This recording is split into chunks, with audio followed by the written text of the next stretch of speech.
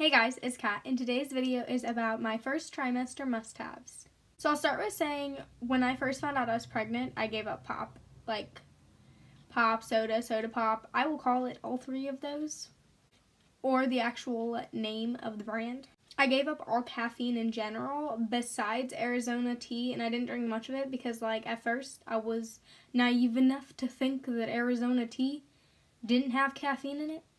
I think it's just I didn't think about it, because I didn't think about it as tea. I thought about it as like a juice or something. Who knows? Giving up caffeine has lasted so far. I don't really ever drink caffeine. I do occasionally for like tea or maybe like a little bit of coffee, but it's not much at all, and it's ever so rarely. And a lot of the times it's because I'm just not thinking about it. So I started with just drinking water, flavored water, or lemon water. And that was fine until I started getting really nauseous and like to the point where it was just like I needed something stronger. I had tried drinking Gatorade, but I loved Gatorade before, so I don't know why I didn't want to drink it with being pregnant. I just didn't like it. It like gave a weird aftertaste, and I think it still does. I much prefer Powerade, but not just regular Powerade. Powerade Zero and the purple kind, thanks to my mom, she got me loving it. I think it's like Powerade Ions. However, any Powerade will work for me. I've only tried the purple and the red though, so I just don't really like Gatorade. I'll drink it if I have to, but I would prefer not to. So then I realized that I could drink pop as long as it didn't have caffeine in it. So ginger ale and Sprite were the only ones I knew of not having caffeine. There's actually like a good selection of ones that don't have caffeine, but those were the only two I knew of. And I started using ginger ale to kind of help with the morning sickness. And if you like ginger ale, I would highly recommend it because it was super helpful. However, I don't really care for ginger ale like at all. I would probably only drink ginger ale if I had the flu, and even when I had the flu, I didn't have ginger ale. Now, if I would have had ginger ale, that probably would have been nice. Well, maybe not, because my throat was so gross, and I could barely even drink water. Then I kind of just transferred over to just Sprite. Minty gum and these candies called like Prego Drop were two of the things that I liked when I was having a lot of morning sickness. I don't know that the Prego Drops really helped with the nausea, but it like distracted me from it and got me wanting to eat, if that makes sense. And then the minty gum helped with just not feeling as gross about it. I'm not a fan of ginger, like the taste of ginger, but if you like ginger, or at least can tolerate it, I recommend the like ginger snap cookies or something like that, because when it would get really bad, I would also snack on those. Or if like I could not eat and I needed to like get something in my system to like prevent me from dry heaving, I would eat those. So I feel like when a lot of people are throwing up a lot and stuff, they'll eat saltine crackers because that's what they tell you to do. Well, I had a situation where I had gotten a pasta from a restaurant and they put way too much seasoning on it, and it was really salty and made me really sick. It happened in like end of October, beginning of November.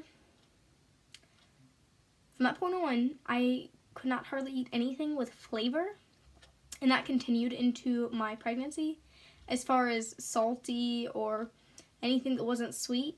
And in general, I can't deal with a lot of sweet, like strong sweet tastes. So those were kind of out of the option for me because they would make me want to puke. Another thing is I tried these like pressure point bands that like go like right here on your wrist or whatever, and it like puts pressure right here. You're supposed to leave it on, and the whole point is for it to kind of like dig into you a little bit so that way it hits the pressure point, I guess. And those are supposed to help with not only nausea but a bunch of other things. It did nothing for me, and it annoyed me because it was like too tight, and it was just uncomfortable. Like, I'm uncomfortable enough with being pregnant. I don't want something else adding to the uncomfort. You know what I mean? I act like you're gonna talk back to me. I'll probably end up doing an entire video just on my pregnancy skincare. because I don't see it changing a ton, and I'm still kind of messing with some of the products to see what works best. And once I get a good routine down, then I will make the video. But I didn't want to add anything in here that like I don't think would work for the long run. Another thing is that helped me with being sick was just taking Tylenol, drinking lots and lots and lots of water. That helps with everything. Just drink lots of water. And these natural cough drops, let me show you. These are Ricola, the natural herb cough drops. Naturally soothing relief that lasts. From Switzerland. I was pretty early on when I got the flu. And the flu is really dangerous as it is. It can put you in the hospital, let alone while you're pregnant. And granted, you have to kind of just ride it out in general, and all the antibiotics do are like speed up the process by a couple days. And I know that from a doctor. So I was really not wanting to risk taking anything, like even anything for like the runny nose that would not stop. You know, runny noses are annoying as it is, let alone if they never stop. Never. Like, I'm talking 24/7 running. Or when they do stop, it's so clogged you cannot breathe out of your nose, and then you can't blow your nose because it's so clogged. It's a delightful feeling, but all I did was ride it out. Tried to sleep, but I was so achy because flu symptoms and pregnancy symptoms really mash bad, especially early on. I also had a fever, which, I mean, happens with the flu, but it was super uncomfortable.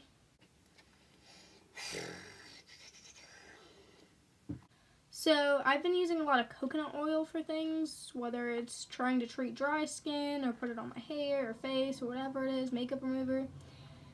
Trying to use natural products, that way nothing irritates me or could potentially harm the baby.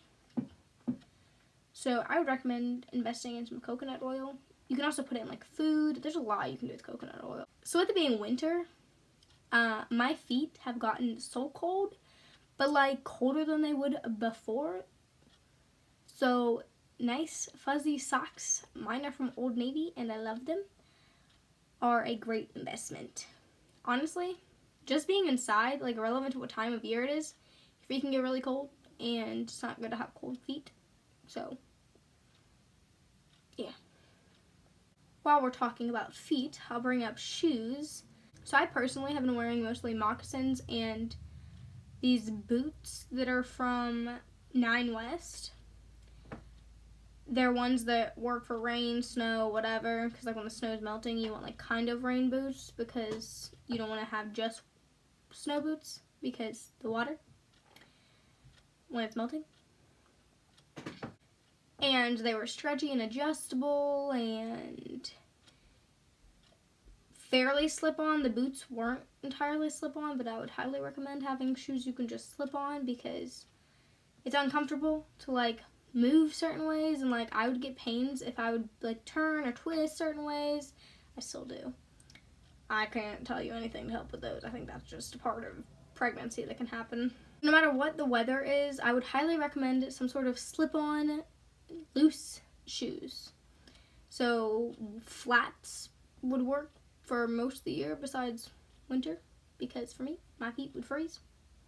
Or loose sandals, anything that's kind of just easy to get on and off and gives your foot room to breathe. Then lastly, for clothing, I would highly recommend joggers, like high-waisted, not like tight band joggers, but like looser joggers that kind of have like a loose band that can go over your belly. That way it can kind of like cover up the like weird bloating that can happen, and like loose baggy t-shirts. I have a lot from Old Navy. I think they're boyfriend style, and those have been really comfortable. And then leggings. I think that's in every video, but leggings are super helpful for the first trimester. In general, I think they are for all pregnancy, but for me, I'm like getting to the point where leggings are becoming uncomfortable because of like how tight they are. Because you want something that's not going to be too restricting, but also not like too loose or too tight. Like something that like falls where it's still comfortable. gives you room to move around, but also sometimes you just need stuff that can be good to wear out, because obviously I'm not going to wear my sweats out and about. Well, depends on what I'm doing. Not the point. I, in general, avoid wearing sweats out unless I'm, like, working out, because it takes just as long to put on sweats for me as it does, like, pants. Especially my maternity pants. I can just slip those on, which I couldn't fit in for my first trimester, so I wouldn't recommend those quite yet. So that's about it for my first trimester must-haves. I hope you enjoyed this video, and I'll see you in my next one. Bye!